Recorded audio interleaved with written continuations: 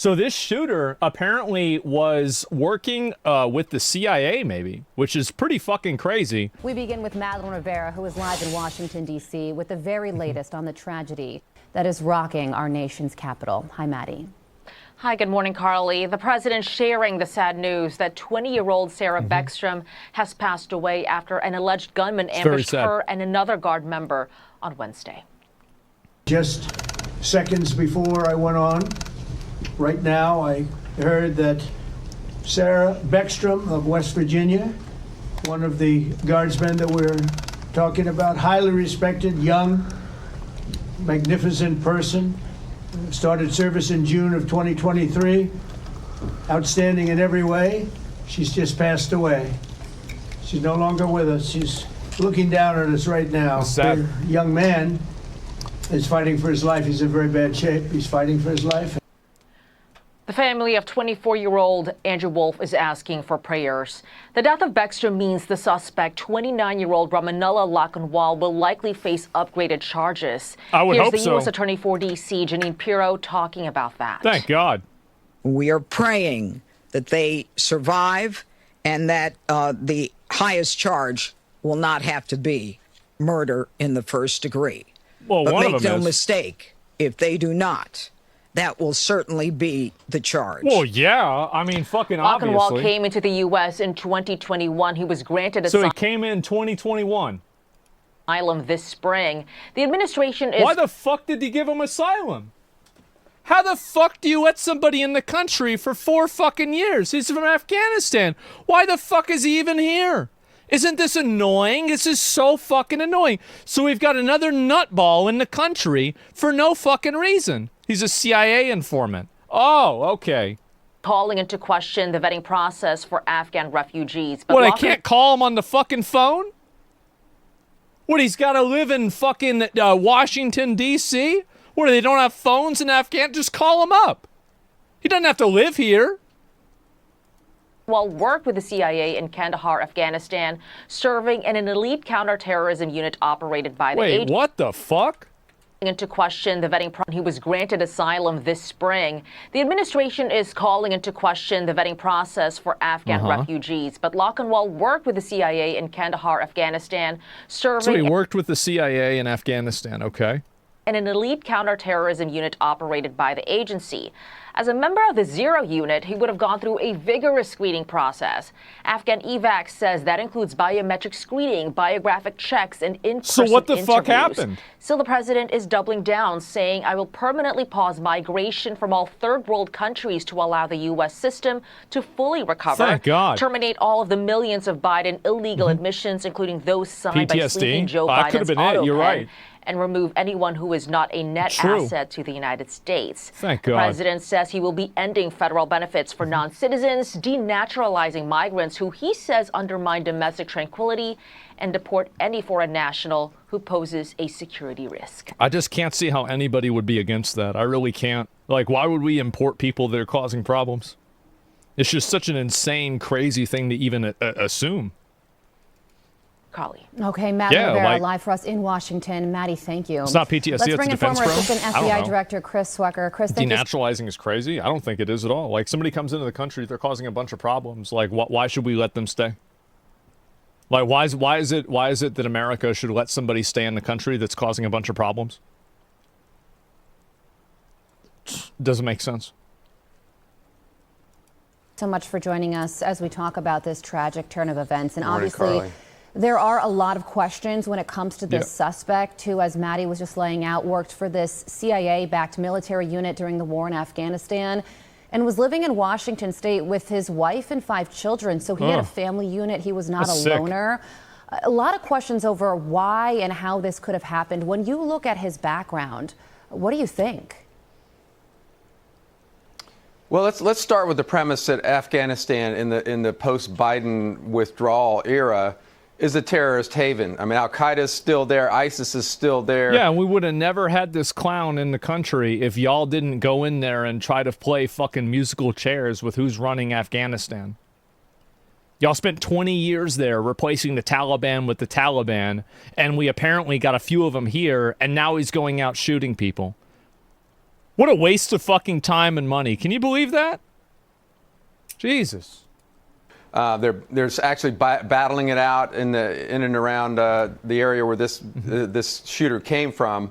So we know that this is a problem area, and this is an area where if you're going to bring people in, and apparently over 70,000 Afghan refugees were resettled very quickly, you darn well better vet these people in a way that gives you confidence that they're not still affiliated with some type of terrorist organization or in touch with them. So I get the sense that once they got here... Well, I don't even understand the logic of, like, why is it that there's an obligation to bring people from Afghanistan into America, period?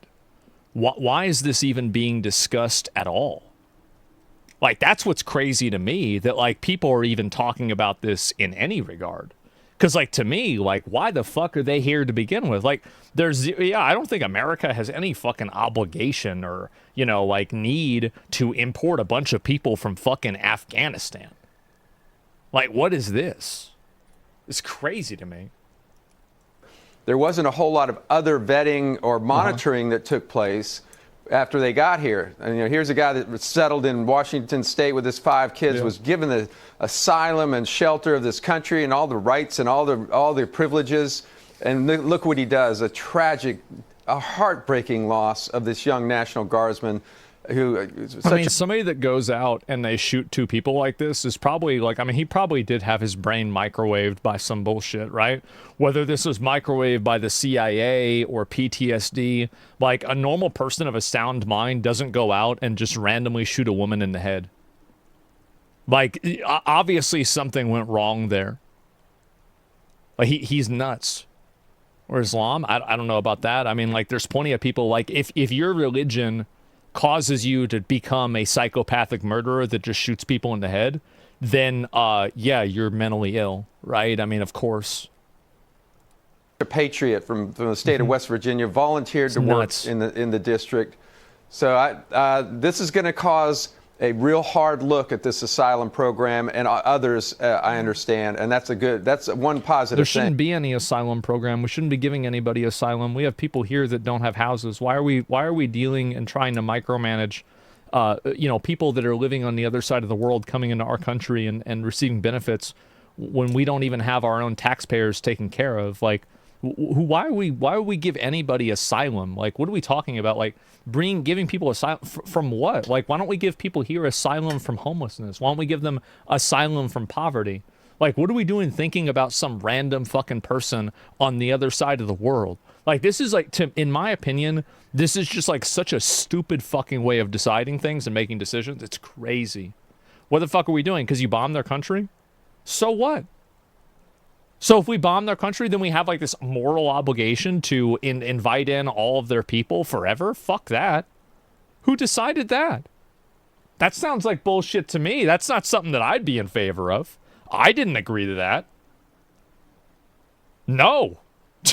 Absolutely not. That's retarded. Yeah. Yeah, you break it, you pay it? No, bro. Fuck it. We break it, we leave. Like, absolutely not. Then don't bomb them? Well, why don't we just bomb them and not take them in? Duh. Like, what are you talking about? Like we have... Absolutely not. Why would you ever make a decision that puts your citizens at risk? Why would you ever do that? Why would you put the best interests of a foreign nation and a foreign people above the best interests of your citizens? This is just guilt tripping. It's guilt tripping. It's emotional manipulation. You never make that decision. Nobody should ever be making that decision. It's crazy.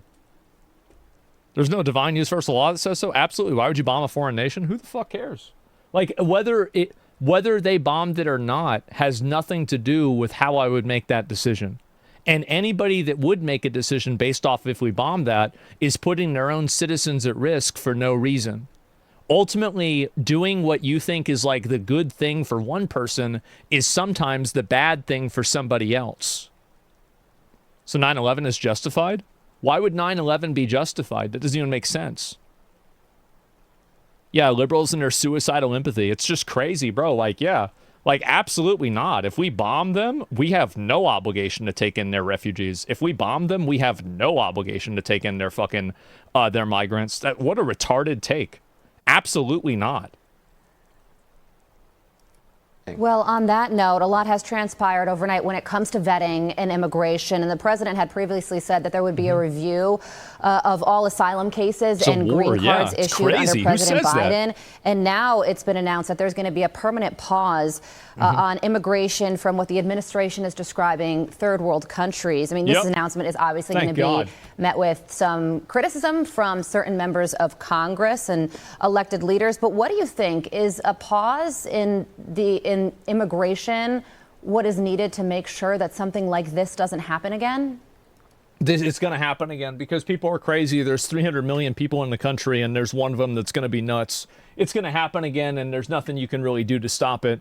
But the problem is that you already have so many problems already in the country. You don't need to be importing more of them.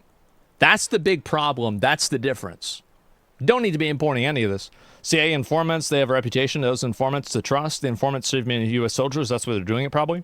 Well, you think everybody on those planes was an informant? Probably not, man. Probably not. And also, again, like, what happens after that? If you're putting American lives at risk, that's bad no matter what. Like, I don't care if the CIA, like, and also, like, by the way, who decided that that was a good idea either?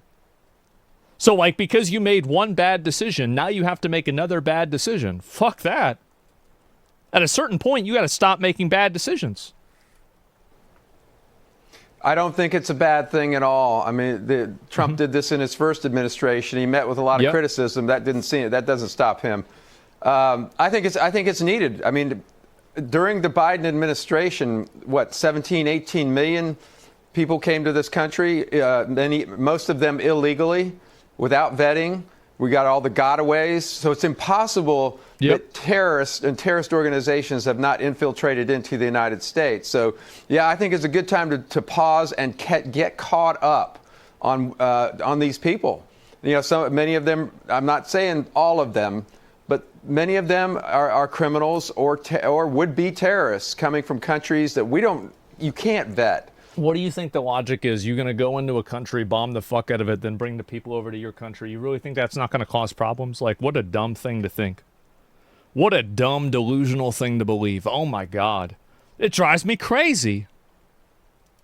They don't keep criminal records there. You can't talk to anybody about them. Yeah, exactly. They're just they're ghosts as they come in. And there's an underground society out there in many of our cities like Dearborn and Minneapolis and other places where we just don't know who's in this country. Yeah, and you know, when you look back at the withdrawal from Afghanistan and think about those plane loads filled with people, it was a situation where you could simultaneously feel very bad for the people on board those planes and also deeply worried about the fact that all of those people are coming from an adversarial nation that we were just at war with and we're ultimately going to end up in this country. But when you look at this particular suspect, they're hanging on to the plane. Seemed on paper to be like somebody that any administration would want to grant asylum to because of that severe vetting process that he went through while he was working for this CIA-backed military unit during the war.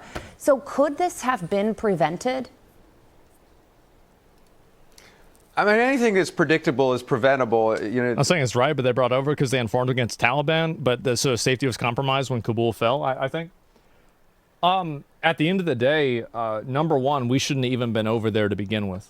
We should have never been over there. We should have never been doing this. We should have never been working with these people. We should have never been trying to replace the Taliban and fucking with them and trying to play musical chairs inside of their like local politics. This should have never fucking happened. You should have never brought the guy over. Like, what I'm saying is that at a certain point, you have to stop making bad decisions.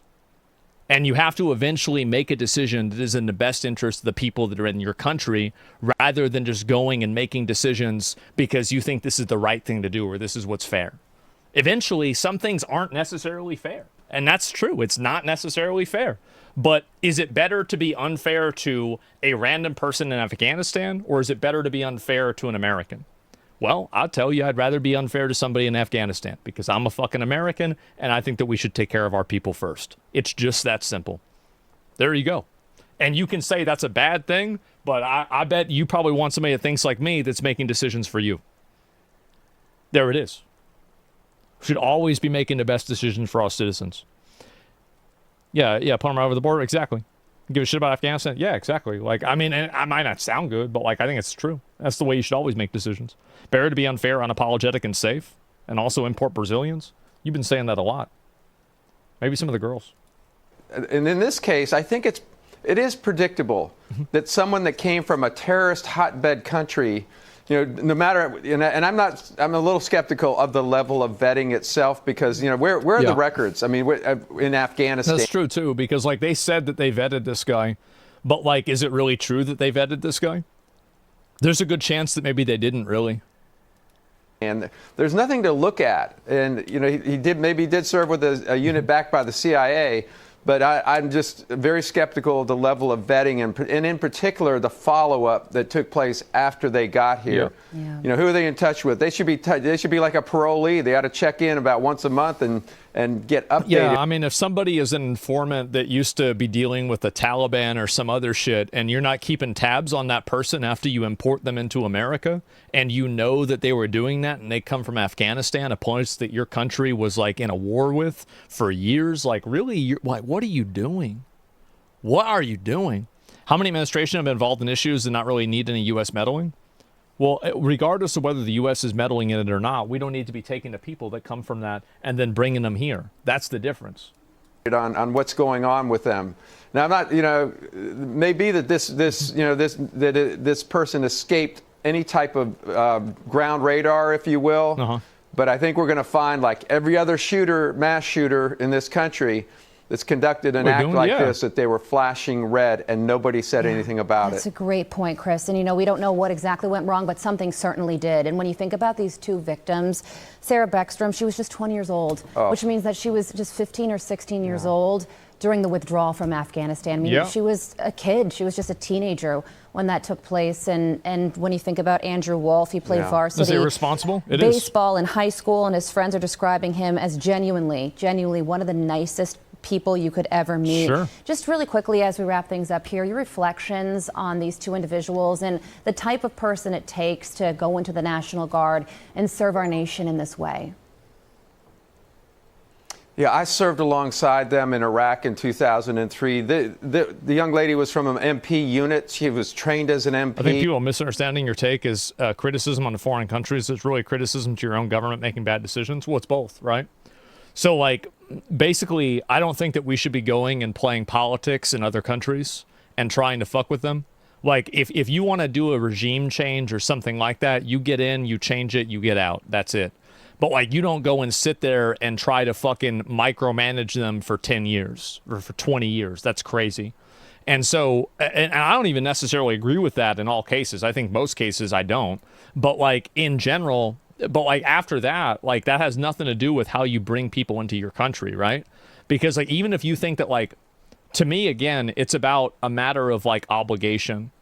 Even if you do something that's unfair, I would rather do something that's unfair against people that are outside of my country than people that are inside of my country, because the people that are inside of my country are the ones that voted for me. They're the ones, and I think that you're like betraying them by making decisions that could put their lives at risk or, diminish their quality of life. And so that's really like, I view this as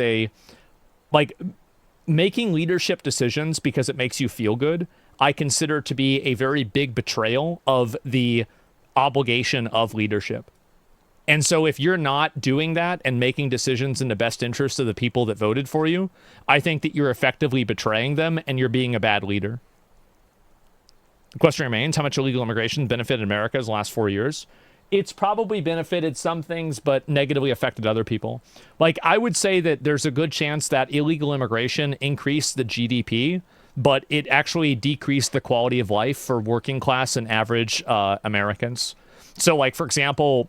I could easily assume that the people that are the business owners and the people that are, like very, very rich, those people are beneficiaries from illegal immigration. And if you look at it on a graph, that, maybe it could show that being a positive.